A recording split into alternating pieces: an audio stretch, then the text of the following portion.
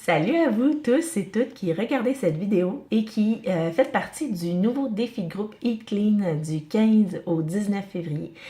Je me présente officiellement, je m'appelle Amélie Saint-Onge, je suis coach Beachbody depuis presque 2 ans et demi, donc 2 ans et demi à vivre de cette passion-là qui me réveille à tous les matins en fait, parce que ça me permet de rencontrer des gens extraordinaires, vous en faites partie, évidemment. Qui je suis dans la vie? Je suis une maman de 2 grands garçons, donc un grand garçon de 4 ans et un bébé de 1 an. Je suis aussi, évidemment, l'amoureuse de mon conjoint. Et je suis, oui, actuellement, coach Beachbody à temps plein. Donc, j'ai décidé à la suite de mon 2e congé de maternité de prolonger un peu le temps que j'avais à la maison pour pouvoir vivre de cette passion-là qui me réveille le matin. Mais aussi, sinon, j'ai un background en psychologie et en administration. Donc, pourquoi est-ce que j'ai décidé de lancer ce défi de groupe Eat Clean de 5 jours? C'est que je suis, bon, je vous l'ai dit tout à l'heure, je suis une passionnée, je suis quelqu'un qui tripe littéralement sur le sentiment de bien-être que nous procure le fait de tout simplement prendre soin de soi. Donc, comment est-ce qu'on peut devenir une personne épanouie juste par le simple fait de bouger et de bien nous alimenter, de travailler sur notre estime personnelle, notre confiance. On est capable de déplacer des montagnes quand on se donne la peine d'essayer. Et à travers tout ça, le fait de bien s'alimenter, en fait, c'est le meilleur carburant pour permettre à notre corps de réaliser des exploits à tous les jours. Des petits exploits qui ne sont pas à négliger ou des grands exploits que vous devez crier sur tous les toits.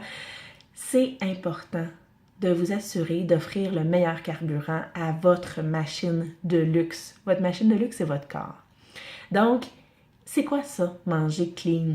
Manger clean, là, c'est vraiment pas compliqué en réalité. On peut se casser le basic bien longtemps avec ce concept-là. On peut y aller. Les puristes vont être très, très, très pointilleux sur certains aspects. Moi, ce que je vous propose dans ce défi-là, et je ne l'ai pas dit d'emblée, mais je veux que ça soit clair, je ne suis pas une nutritionniste. Je ne ferai pas de plan alimentaire spécifique. Si vous avez des conditions particulières au niveau de l'alimentation, vous avez la responsabilité d'en tenir compte dans votre planning de la semaine. Mais donc, ce que je vous propose, moi, avec le défi de manger clean, c'est vraiment des principes très simples. On mange régulièrement des petits repas et on mange le plus. En fait, on s'assure que les aliments qu'on ingère sont les plus proches possibles de ce que la nature nous offre. Donc, limiter les mets préparés, les mets transformés en usine. Si c'est fabriqué en usine, la majorité du temps, c'est pas clean. Donc, oui, vous allez transformer des aliments, faire des recettes à la maison, mais vous savez qu'est-ce que vous mettez dans vos recettes. C'est ça qui est super important avec le principe de manger clean, c'est d'éviter tout ce qui a des noms qu'on n'est pas en mesure de prononcer et qu'on ne sait diablement pas d'où ce que ça vient et qu'est-ce que c'est. Souvent, ça va se retrouver à être bourré en sodium, en gras, en gras saturés, des gras qu'on ne veut pas avoir dans notre organisme, et en agents de conservation chimique. Donc, on veut limiter d'ingurger des choses qui sont nocives pour notre santé. Je pense que ça fait quand même relativement beaucoup de sens ce que je suis en train de vous dire, et spontanément, on va se dire, ben voyons, pourquoi est-ce que je mangerais des choses qui ne sont pas bonnes pour notre santé, pour ma santé? Ben, tous les jours, on en ingère énormément. Prenez le temps de regarder les étiquettes nutritionnelles, les fiches nutritionnelles des aliments que vous consommez et vous allez voir qu'il y a énormément d'ingrédients et beaucoup d'ingrédients avec des noms longs. Je vais fitter dans ma caméra, mais longs de même. Mais en réalité, j'aurais pu faire un mot de 28 lettres. Alors, au courant du défi, je vous propose, évidemment, je vous ai déjà partagé le menu que je vous propose avec les recettes détaillées. J'espère que vous avez déjà fait votre épicerie et que vous êtes prêts et prêtes pour relever ce défi-là. La clé, c'est évidemment dans la planification, dans la préparation. Donc, vous avez déjà tout à votre disposition, les recettes et le menu. Donc, vous n'avez pas besoin de vous casser la tête pour ça. Ce que vous devez faire, c'est vous assurer de préparer à l'avance vos collations, les déjeuners, quand c'est possible, les déjeuners, les préparer d'avance. Souvent, le dîner, c'est les restants de la veille. Excusez-moi.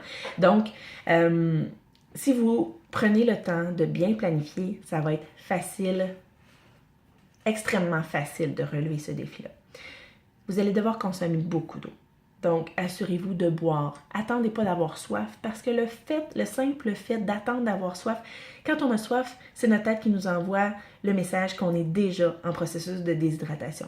Donc, vous allez devoir boire beaucoup d'eau. Essayez de limiter la caféine, la théine pendant le défi. Prenez un café le matin, aucun problème. Si vous en prenez 1, 2, 3, un autre en après-midi, un autre en début de soirée. Si vous ramassez avec beaucoup de caféine dans le corps, là, c'est peut-être un petit peu plus à essayer de diminuer votre consommation. Minimalement pour la durée du défi, ça se peut que si vous avez des changements trop drastiques au niveau de votre alimentation, soyez consciente que ça se peut que vous ayez des manifestations physiques de ces carences, de ces manques-là. Excusez-moi, je vais passer la semaine avec vous et j'espère que je suis sur la fin de mon rhume. Mais je réenregistrerai pas mon vidéo parce que je m'étouffe, ça sera pas long.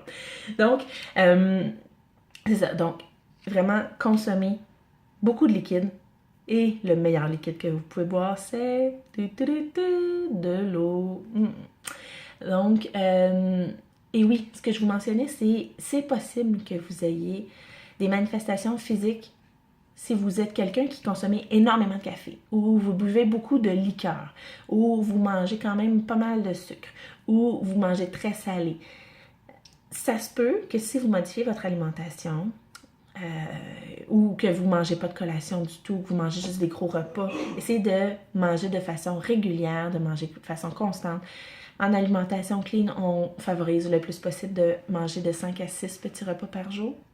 Donc, essayez vraiment d'intégrer cette façon-là de manger et vous allez y voir un bénéfice incroyable au niveau du maintien de votre énergie et de votre éveil aussi. Votre éveil physique, votre éveil intellectuel tout au long de la journée.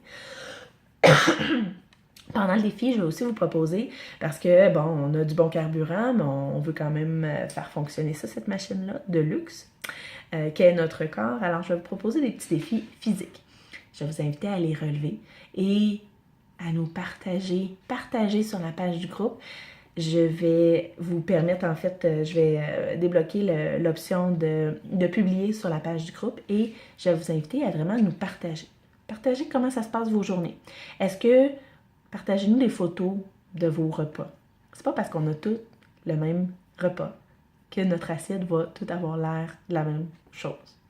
Donc, c'est le fun de voir comment est-ce que on peut varier une même recette selon le ou la cuisinière qui le cuisine, le plat en tant que tel. Donc, je fais partie des gens qui littéralement mangent avec les yeux. Donc, je suis souvent quelqu'un qui mange plus tard que les autres parce que le temps de préparer mon assiette, les autres ont déjà mangé la moitié de la leur. Mais vraiment, venez nous publier vos photos de vos mets que vous préparez au courant de la semaine. Venez nous partager des recettes que vous avez trouvées. Si vous n'êtes pas certaine, est-ce que c'est clean ou non? À partir du moment où vous voyez que les aliments qui constituent la recette sont des aliments qui se rapprochent de la nature, vous avez votre réponse. Soyez certaine de ça. Mais si vous avez besoin de quoi que ce soit, n'hésitez pas à le publier sur la page du groupe et on va se faire un plaisir. Moi, je vais me faire un plaisir de vous répondre, mais ça se peut qu'il y en ait d'autres aussi qui aient plein d'informations à vous communiquer, à vous divulguer à ce sujet-là. Donc, venez nous publier quand vous faites les entraînements. Je vais vous partager des petits défis au courant de la semaine, des petits défis très simples, mais qui pourront vous permettre de vous mériter un prix de participation à la fin du défi parce que je trouve que c'est le fun aussi de reconnaître l'engagement et la participation des gens. Alors, sur ce, je vous souhaite officiellement un bon début de défi. Aujourd'hui, dimanche, le 14 février, c'est la Saint-Valentin. Je vous envoie plein d'amour. Si vous avez du chocolat à manger, mangez-le là parce que j'en ai pas planifié dans la semaine. Alors, je vous souhaite, pour vrai, sans blague, un bon défi et d'apprécier le moment, d'apprécier tout simplement et de participer à fond. C'est vous qui allez être les grandes gagnantes si vous utilisez ce défi de groupe-là qui est gratuit, je vous le rappelle. Si vous l'utilisez à son plein potentiel, c'est vous qui allez y gagner énormément. Alors sur ce, bon défi!